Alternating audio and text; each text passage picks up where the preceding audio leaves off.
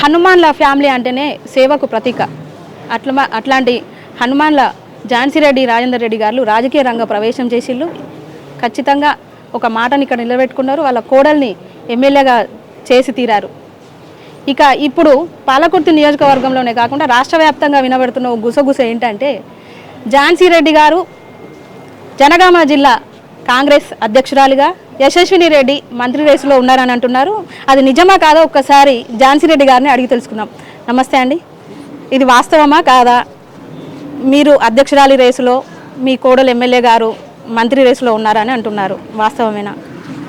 అది అధిష్టానం నిశ్చయించాలి. Especially MLA గారిది మినిస్ట్రీ అయితే, నాది డీసీసీ అంటారా, జనగామ ప్రజలే నిశ్చయిస్తారు. సో అదనేది వాళ్ళ ఎట్లా డిసిషన్ ఉంటే అట్లా గోబాయ్. అంటే మీరు గురిపెట్టిన టార్గెట్ ఖచ్చితంగా రీచ్ అయ్యిండ్రు మేడం. ఎమ్మెల్యే ఖచ్చితంగా నాకు కోడల్ని చేసి పెడతా అన్నారు, చేసి పెట్టారు. సేవా కార్యక్రమాలు ముందుంటున్నారు. అది అంటే మీ ఫ్యామిలీ మొత్తం ఫస్ట్ నుంచి ఉన్నదే దాన్ని నిరూపించుకుంటున్నారు. అందులో భాగంగానే అంటే బాగా వైరల్ అవుతుంది. యశస్విని మేడం గారు మంత్రి అవుతారు, ఖచ్చితంగా రేవంత్ రెడ్డి గారు ఇస్తారు. మా పాలకుర్తి ప్రజలు ఎస్పెషలీ అంత కష్టపడి గెలిపించుకున్న మేమందరం కూడా మా ఎమ్మెల్యే గారు మినిస్టర్ కావాలని కోరుకుంటున్నాం.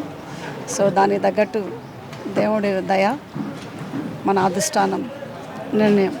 అంటే మీరు ఒక శపథం చేశారు, పాలకుర్తి నియోజకవర్గం జనగామ జిల్లాను కాంగ్రెస్ కంచుకోటగా చేస్తారని. అది చేస్తారా? డెఫినెట్లీ నెక్స్ట్ ఎలక్షన్ లోపల మీరు చూడండి, చేసి చూపిస్తారు. ఒకవేళ యశస్విని రెడ్డి గారికి మంత్రి పదవి ఇస్తే ఏ శాఖను కోరుకుంటున్నారు? గతంలో ఇక్కడ మంత్రి పదవి చేపట్టిన వాళ్ళు ఉన్నారు, వాళ్ళంటే గ్రామీణ శాఖ, పంచాయతీరాజ్ తీసుకున్నారు. అట్లా కాకుండా ఒక మహిళగా వేరే ఏ శాఖలో అయితే మీకు ఇంట్రెస్ట్ ఉండదు అనుకుంటా? అంటే తను బీయింగ్ ఎ యూత్ మినిస్ట్రీ లేదా మన ఎడ్యుకేషన్. ఓకే, అంటే ముఖ్యంగా ఈ పాలకుర్తి నియోజకవర్గంలో ఎట్లాంటి సమస్యలను గుర్తించింది మేడం మీకంటూ ఒక మార్క్ వేసుకోవడానికి? అంటే స్పెషల్లీ ఎమ్మెల్యే గారిని గురించి అడుగుతున్నారా?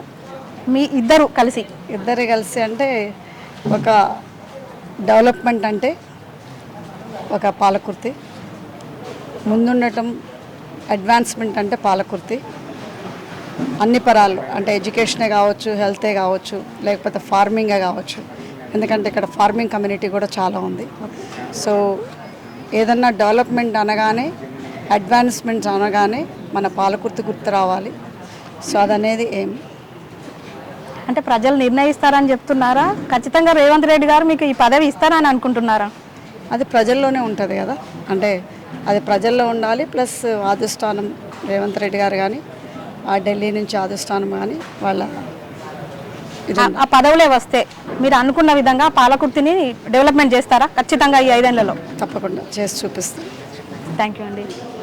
ఇది అంటే రాష్ట్రంలో కావచ్చు, ఇటు పాలకుర్తి నియోజకవర్గంలో కావచ్చు వినిపిస్తున్న గుసగుసలన్నీ కూడా వాస్తవాలు కావచ్చు.